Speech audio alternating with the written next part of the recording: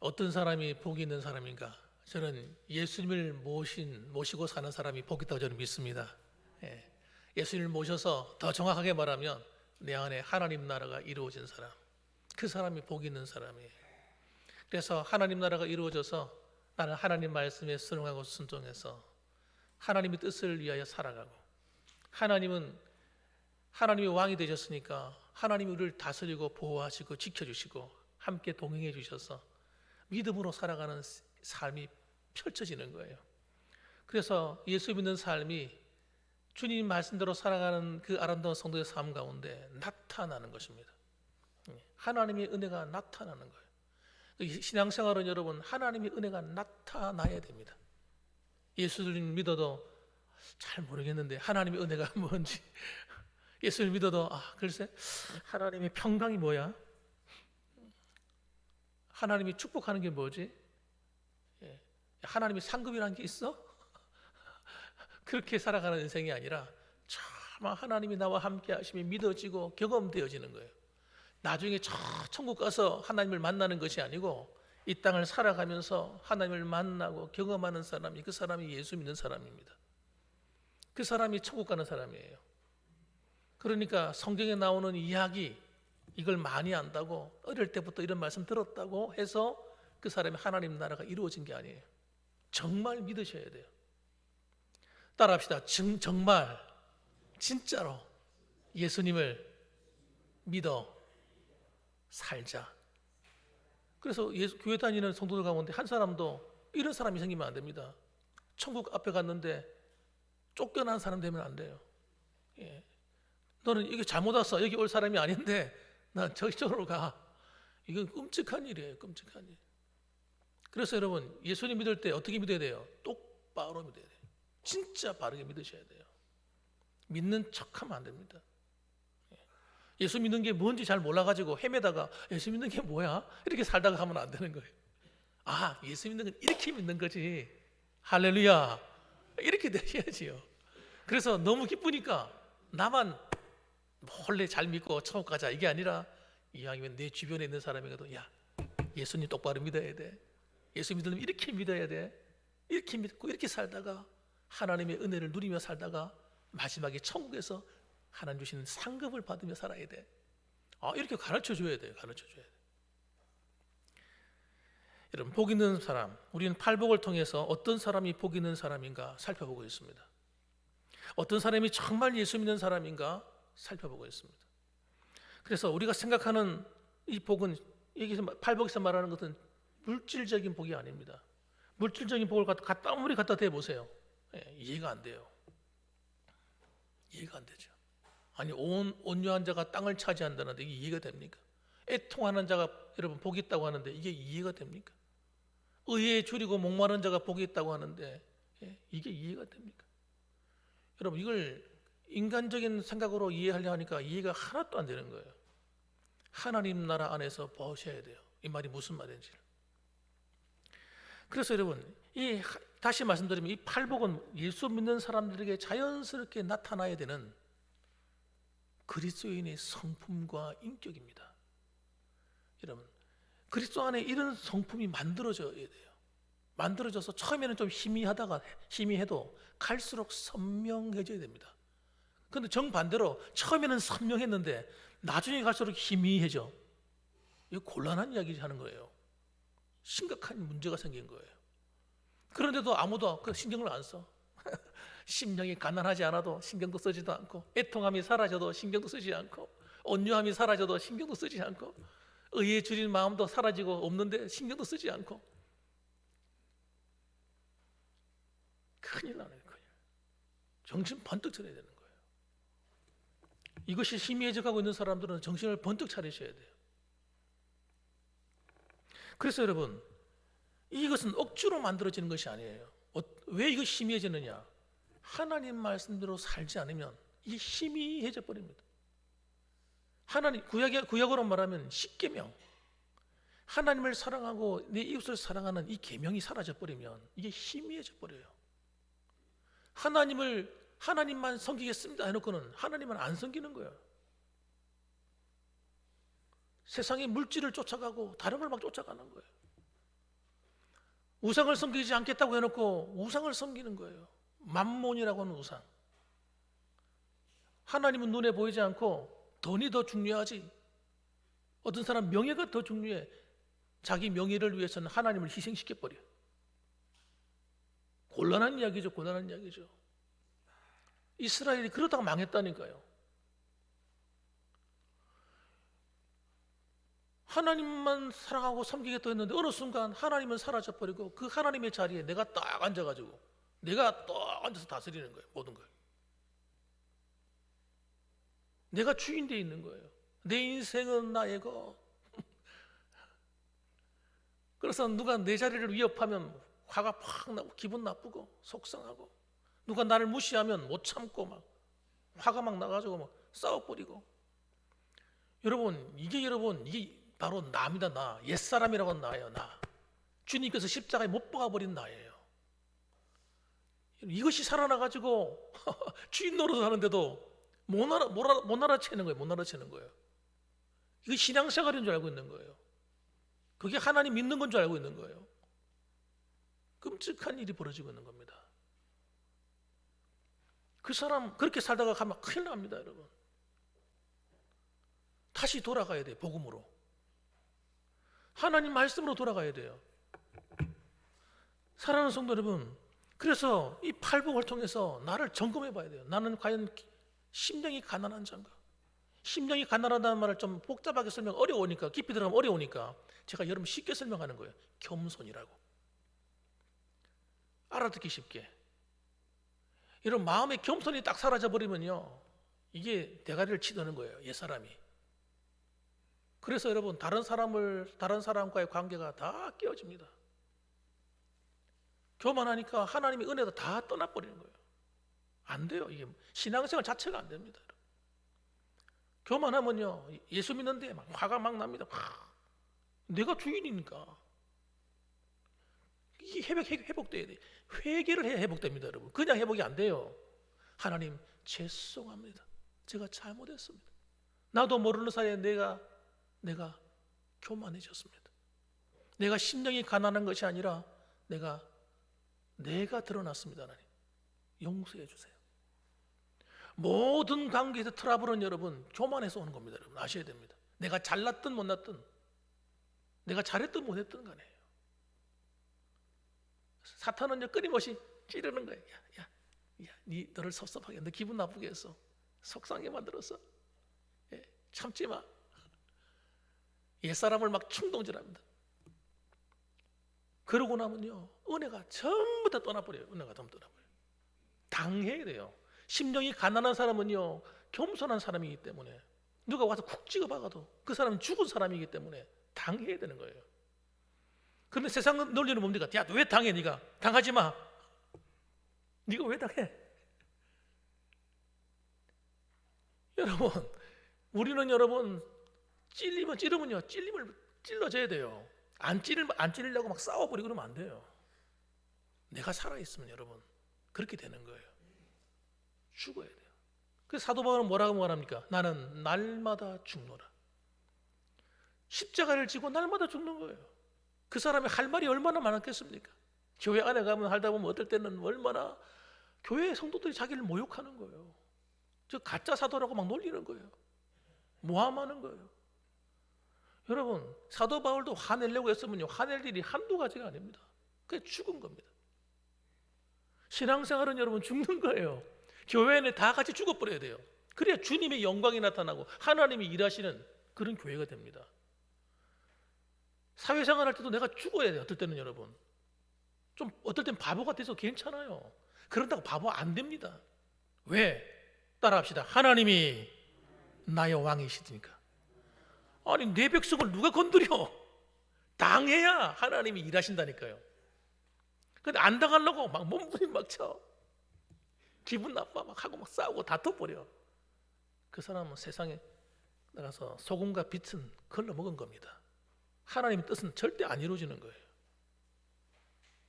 죽어야 하나님의 영광이 나타나고 소금과 빛이 돼요. 하나님이 일하셔요.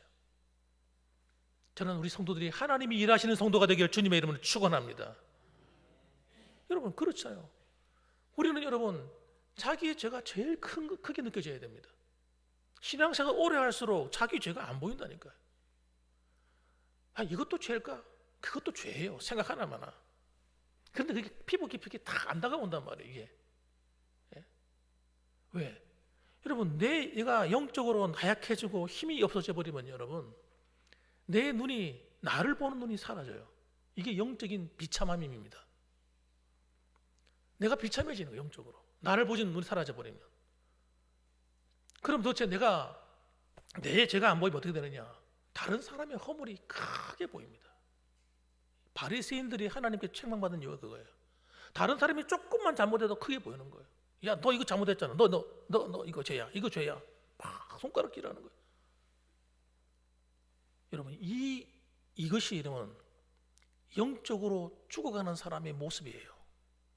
영적으로 죽어가는 모습이 남의 죄가 크게 보이는 겁니다. 그럴 때 어떻게 해야 됩니까? 그게 크게 보일 때 입에서 근질근질하잖아요. 저거 막 남에 대한 말이 입에 터져 나올 때 심각성을 깨달아야 돼요. 그걸 그대로 가면 안 돼요. 하나님의 무서운 책망이 있기 때문에. 여러분 회개하지 않으면 위로가 없습니다. 여러분 하나님이 정죄가 있는 거예요. 죄에 대한 대가가 따라오는 거예요. 그렇기 때문에 그걸 끔찍하게 여기셔야 돼요. 그때 어떻게 기도해야 됩니까? 한번 따라 합시다. 내 죄가 내 눈에 보이지 않는 죄를 용서해 주옵소서. 그래서 마음을 빨리 갈아엎어야 돼요. 여러분 그렇게 살아가는 것이 여러분 나를 회복시키는 거예요. 그 어떤 말씀 듣고는 집회에 참석해가지고 막 쫙 부르짖고 찬송 크게 하고 이래가지고 해결되는 문제가 아닙니다. 하나님 앞에서 나 자신을 갈아엎는 이런 훈련이 평소에 삶 가운데 자연스럽게 된 사람이 여러분 어떤 환경이 와도 변함이 없는 성도가 됩니다. 그 다음에 또 한 가지가 뭐냐면 여러분 온유한 자가 되셔야 됩니다. 이 온유한 자가 되지 않으면 그것은 뭘 말하냐면 내가 하나님의 백성이 아니라는 거예요. 예수 믿는데 온유함이 없어. 여러분 그 큰일 날 일인 거 아셔야 돼요. 온유함이 뭡니까? 부드러움입니다. 사람이 부드러워야 됩니다. 성도들이 부드러워야 돼요. 의에 대해서 진리에 대해서는 여러분 하나님 복음을 전하는 일에 대해서는 우리가 강할 필요가 있습니다만 그러나 이단에 대해서는 강해야 되고 하지만 그러나 성도들 관계 속에서는 온유해지셔야 돼요. 남의 허물을 막 덜쳐내고 공격하고 이런 사람이 되면 안 됩니다. 그럼 하나님의 위로가 없어요. 온유하지 않으면 받을 상이 없습니다. 하나님께. 하나님 나라의 기업을 땅으로 받아야 되는데 여러분 이 땅에서만 땅이 중요한 게 아니고요. 천국에서도 내 땅이 중요해요. 내가 살 바운다리가 있어요. 내가 살 집이 있고요. 천국 가서 내가 누려야 될 그 땅이 기업이 있거든요. 이스라엘 백성들이 가나안 땅에 들어갈 때 그 지파별로 기업을 다 주었다고요. 그것처럼 온유한 자는 그 땅을 차지하는 기업을 얻는데 그 기업에서 빠지는 거예요. 무슨 말이 이해되십니까? 그러니까 여러분 우리가 부드럽고 온유한 성도는 여러분 이 하나님 앞에 순종해 오는 거예요. 하나님 원수를 사랑하면 사랑해야 됩니다. 용서하라면 용서하겠습니다. 이게 내 힘으로는 안 되지만 하나님 말씀하시니까 순종하겠습니다. 이게 되는 거예요. 이게. 오늘도 설교를 들으시잖아요. 이 설교 듣고 목사님이 희한한 설교를 하시네. 한 번도 들어보도 못한 이상한 설교를 하시네. 오늘 들어와가지고 부쩍 이런 말씀을 많이 하시네. 그게 아닙니다, 여러분. 하나님께서 우리에게 때가 돼서 말씀하시는 거예요. 그래서 여러분, 우리 봉안교회 성도님들이 이 말씀이 복음인 줄 아셔야 돼요. 복음.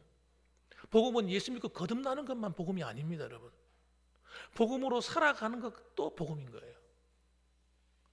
그래서 복음으로 사는 데까지 가셔야 되는 거예요. 그리고 한국 교회가 이걸 잘 안 가르쳤어요. 복음으로 사는 것이 복음이 아니라고 생각하고 있는 거예요. 그리고 예수 믿고 구원받는 것만 강조하다 보니까 사는 삶에 대해서는 등한히하고 그냥 막 살아.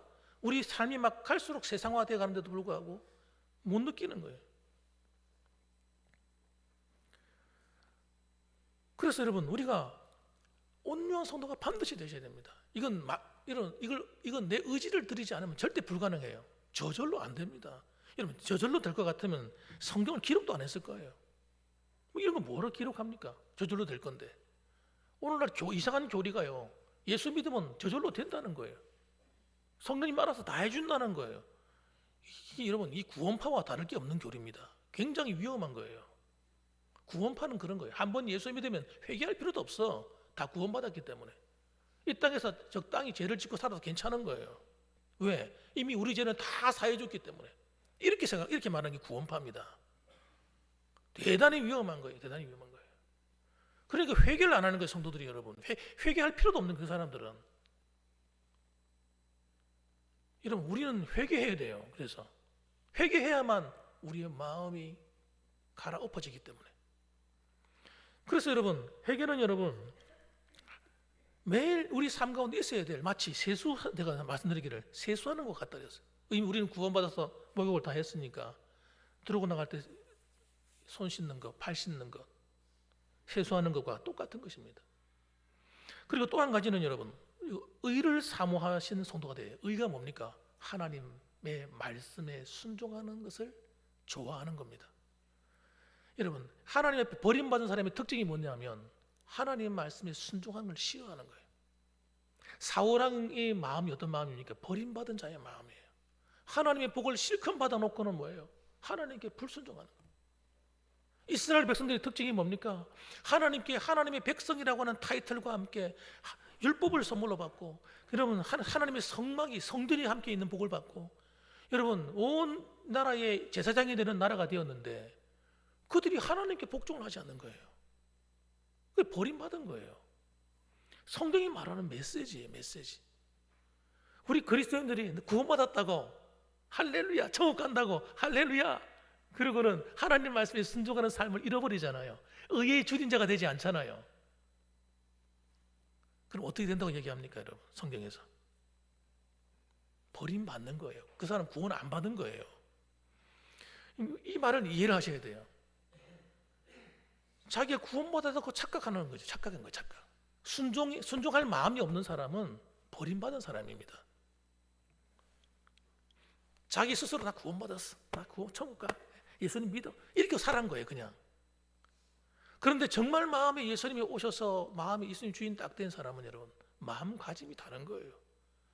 내가 다른 사람을 마음 아프게 했으면요, 그거 못 견뎌요. 내가 참을수, 내 마음이 양심이 찔려가지고 견딜 수가 없어. 회개해야 돼. 마음이 편해.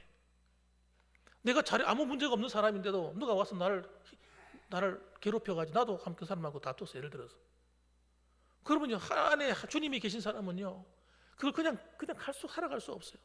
내가 잘못한 게 없는데, 자기야, 내가 미안해, 내가 먼저 비는 거예요. 그래야 내가 편안한 거예요. 여러분, 안에 주님이 계신 사람은요, 의에 줄이고 목마른 거예요. 하나님 말씀대로 안 살면요, 내가 견딜 수가 없는 거예요. 예배를 안 드리잖아요. 예배를 안 드리면 다른 사람이야, 안에 예수님이 주인이 안 된 사람은요, 예배 안 드려도 아무 문제가 없어요. 야, 오늘 예배 안 드려도 괜찮네?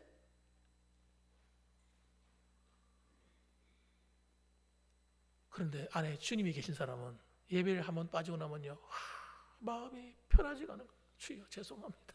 제가 왜 그랬을까요? 아니, 예배 한번 안 드린다고 누가 뭐라 합니까? 아무도 뭐라는 사람이 없어요. 그런데 안에 주님이 계시니까, 의에 줄이고 목마르니까 하나님 말씀대로 안 살면요, 견딜 수가 없는 거예요. 이게 그리스도인입니다. 그리스도인. 생명이 살아있는 사람의 모습입니다. 이런 것이 사라져버린 사람은요, 곤란하답니다. 그래서 그 사람이 어떻게 되면 배에 부르게 된다 그랬어요. 의에 줄인 자가 배에 부르게 된다. 하나님이 평안을 주시고 기쁨을 주시고 은혜를 부어주셔서 하나님이 내 삶을 살아갈 때, 여러분, 하나님이 우리 삶과 함께 해준다는 얘기예요. 그리고 오늘 살펴볼 말씀은 여러분, 긍휼하는 거예요. 긍휼. 자, 한번 따라합시다. 하나님 나라는 긍휼의 나라입니다. 첫 번째 기억하셔야 될 거예요. 하나님의 나라는 긍휼의 나라예요. 자, 에베소서 2장 4절 보면 이렇게 얘기합니다. 긍휼이 풍성하신 하나님이 우리를 사랑하신 그 큰 사랑을 인하여. 긍휼이 어떻다고요? 풍성하신 하나님. 여러분, 하나님 나라의 왕이 어떤 분입니까? 긍휼이 풍성하신 하나님이에요. 그럼 우리는 누굴 닮아야 돼요? 왕 되신 주님을 닮아야 되는 거예요. 우리 안에 뭐가 있어야 돼요? 긍휼의 풍성함이 있어야 됩니다. 우리를 사랑하신 그 큰 사랑을 인하여 그분 안에는요 긍휼이 풍성하신. 또 시편 103편 13절 말씀 보면 구약에도 나와요. 하나님이 자식을 긍휼히 여긴 같이 여호와께서는 자기를 경외하는 자를 긍휼히 여기시나니. 구약의 하나님이 다르고 신약의 하나님이 다르지 않아요. 똑같은 하나님이에요. 하나님이 우리를 긍휼히 여기시기 때문에 오늘 이 자리에 모두가 다 남아있는 겁니다. 하나님이 우리를 긍휼히 여기지 않으면요 이 자리에 남아있을 자가 한 사람도 없는 거예요. 나부터 김상인 목사부터 저는 하나님 앞에 있어서 설교할 자격이 없는 거예요. 우리는 우리의 죄로 말미암아 멸망할 수밖에 없는 사람들인데 하나님이 우리를 긍휼히 여겨주신 겁니다. 여러분, 예수님께서 이 긍휼은 뭡니까? 예수님은 하나님의 아들을 대신해서 나를 위해서 우리가 받아야 될 형벌을 그 몸에 다 받으시고 죽기까지 사랑해 주신 긍휼이에요. 대가를 치러 주신 긍휼입니다. 말로만 내가 널 긍휼히 여겨 이렇게 하신 것이 아닙니다.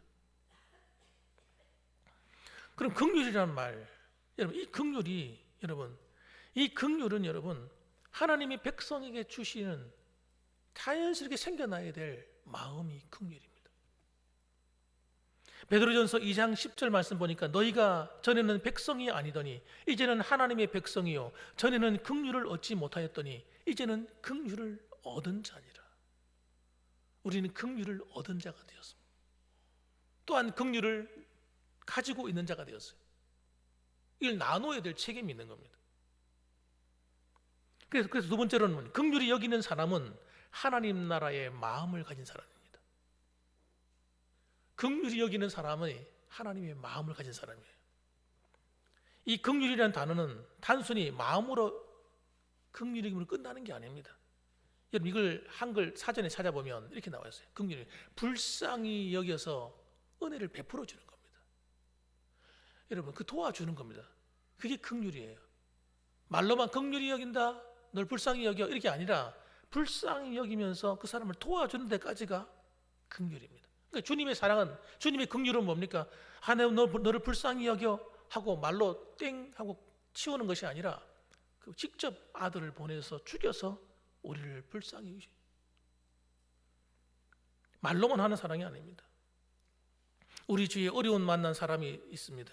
하나님이 때로는요 내 눈에 띄게 만들어요. 그런 사람을 다른 사람 눈에는 잘 안 보여. 그렇게 하실 때가 있어요. 하나님께서 내가 도와줘야 될 사람은요 내 눈에 띄입니다. 그 사람을 어떻게 불쌍히 여기라고 나와 만나게 하시는 거예요. 교회 안에도 여러분 사람과 늘 부딪히면서 내가 긍휼히 여겨줘야 될 사람이 있습니다. 그 사람을 어떻게 돼요? 긍휼히 여기셔야 됩니다. 저 불편한데 저거 난 기분 나쁘게 하는데 내 눈에 가시인데 저거 이렇게 하시면 큰일 나는 거예요. 왜 내 눈에 가시가 됩니까? 그 사람을 긍휼히 여겨주라고 내 눈에 자꾸 띄게 만드는 거예요. 다른 사람이 다 손가락질하더라도 이상하게 내 눈에는 저 사람을 향해서 어떻게 해요? 긍휼히 가는 거예요. 하나님께서 그런 마음을 주신 거예요. 그 사람 편에 서서 도와줘야 돼. 여러분, 긍휼은 여러분 인간적인 냄새가 나는 게 아니면 인간적인 냄새가 안 나야 돼요. 어떤 목적을 가지고 남을 불쌍히 여긴다는 거. 그런 사람 많잖아요, 세상에는. 정치인들 같은 경우는 자기 정치적인 어떤 목적을 위해서 일부러 선행을 하는 거예요. 따라다 막 광고에 알리는 거예요. 내가 얼마를 내가 누구한테 줬고 내가 무슨 일을 했고 막 알리는 거야. 착한 일을 막 광고하듯이. 그 사람은 상 다 받은 겁니다. 예수 믿는 사람도 그런 사람 많습니다.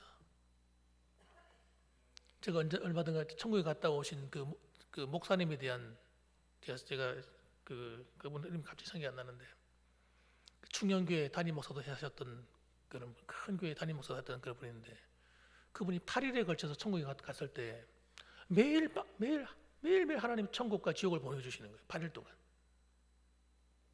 근데 자기가 천국에 가서 너무 큰 충격을 받은 거예요. 자기가 받을 상이 없는 거예요. 받을 상이. 자기는 신학교 그 총장도 하고, 책도 얼마나 많은 저서를 써내고, 목회도 잘했습니다. 어려운 사람도 많이 도왔습니다. 그런데 하나님께서 하나님 앞에 가는 받을 상이 없는 거예요. 충격을 받아버렸어요. 왜 그러냐?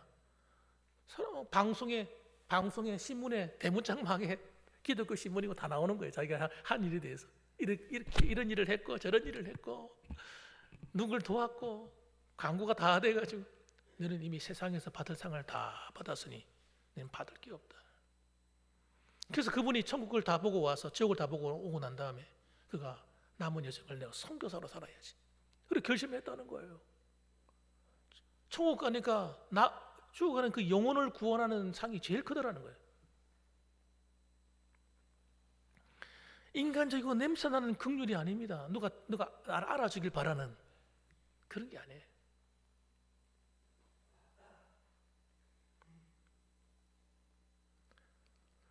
하나님이 우리를 사랑하듯이 나도 그 사람을 사랑해 주는 긍휼인 겁니다.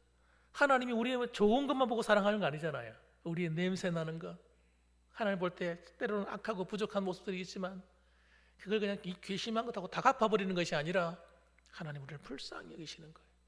불쌍히 여기시는 거예요. 그래서 우리가 믿음으로 살아갈 수 있도록 자꾸 도와주는 거예요. 우리 주변에 여러분 믿음이 연약한 성도들이 왜 없습니까? 있잖아요. 있으면 저 사람은 저게 문제고 저 사람은 저게 문제고 이 사람은 이게 문제고 이 사람은 이런 문제고 이럴 것이 아니라 뒤에서 기도해주고 도와주는 거예요. 말 한마디라도 불쌍히 여기고 주님 마음이 되어서 긍휼히 여겨주는 겁니다. 이 긍휼히 여겨줘야 나도 하나님께 긍휼을 받아요.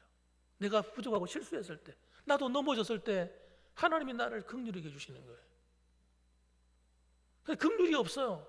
그래서 남을 있는 대로 다 정죄하고 입으로 다 갚아버리고 행동으로 갚아버리고 이러면요, 하나님 앞에 혼납니다. 혼나.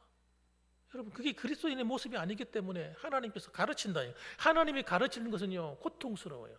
내가 깨달아서 순종하면 어려운 일이 아닌데, 내가 못 깨달아가지고요 정신없이 살아가면 하나님이 그걸 가르치기 위해서, 사랑하는 아들이니까, 사랑하는 딸이니까 하나님이 환경을 통해서 갚아주시는 거예요. 깨달으라고.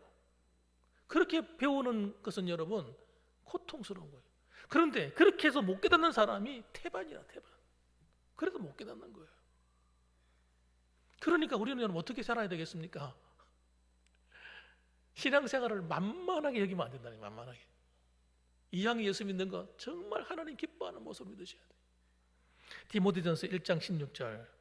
그러나 내가 긍휼을 입은 까닭은 예수 그리스도께서 내게 먼저 일체 오래 참으심을 보이사 후에 주를 믿어 영생 얻는 자들에게 본이 되게 하려 하심이라. 다시 한번 읽어볼게요. 그러나 내가 긍휼을 입은 까닭은 예수 그리스도께서 내게 먼저 일체 오래 참으심을 보이사 후에 주를 믿어 영생 얻는 자들에게 본이 되게 하려 하심이라. 하나님이 우리를 긍휼히 여겨주신 이유는 나같이 긍휼을 입을 만한 자격이 없는 사람인데 나를 긍휼히 여겨주셔서 너도 그렇게 살아라 하고 하나님께서 나를 본이 되게 하려 하셨다는 거예요. 오늘 여러분도 여러분의 눈에 마음에 안 드는 사람이 있습니까? 그런 사람을 긍휼히 여겨주셔야 됩니다. 또 불쌍한 사람이 있습니까? 그 사람 긍휼히 여겨주셔야 돼요. 왜? 하나님이 내게 맡긴 사람이니까요. 그러니까 우리는 착각을 버려야 됩니다. 우리는 믿음이 좋은 사람, 신앙이 좋은 사람, 뭐가 열심히 헌신하는 사람, 이런 사람만 하나님이 사랑한다는 생각을 버려야 됩니다. 이게 여러분 사탄이 주는 생각이에요. 하나님을 오해해도 크게 오해하는 겁니다. 물론 하나님 그 사람 싫어한다는 게 아닙니다. 하나님 기뻐하시죠, 당연히. 그런데 그런 사람만 기뻐하는 것이 아니고 믿음이 연약하고 늘 넘어지고 실수하고 부족함이 있는 그 사람도 하나님 백성인 거예요. 그래서 하나님 그를 사랑합니다. 그런데 부족하다고 발로 밟아버리면 하나님 마음이 애가 타는 거예요. 애가 타는 거. 그래서 우리 교회는 어떤 교회가 되느냐? 따라갑시다. 죄인들이 위로받는 곳.